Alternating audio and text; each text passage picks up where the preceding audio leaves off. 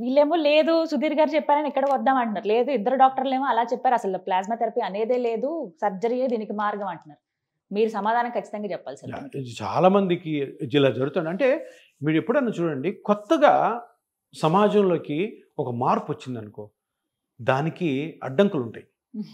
ఉంటాయి కదా, అందరు యాక్సెప్ట్ చేయరు, టక్ టక్ టక్ అని యాక్సెప్ట్ చేయరు. సో చాలా డిస్కషన్స్ జరుగుతాయి, చాలా ఆర్గ్యుమెంట్స్ జరుగుతాయి. చాలా చాలా జరిగిన తర్వాత అది మంచిదైతే యాక్సెప్ట్ చేస్తారు.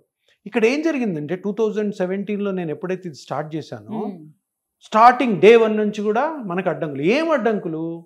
దీని గురించి దుష్ప్రచారం. ఎందుకు దుష్ప్రచారం చేస్తున్నారు?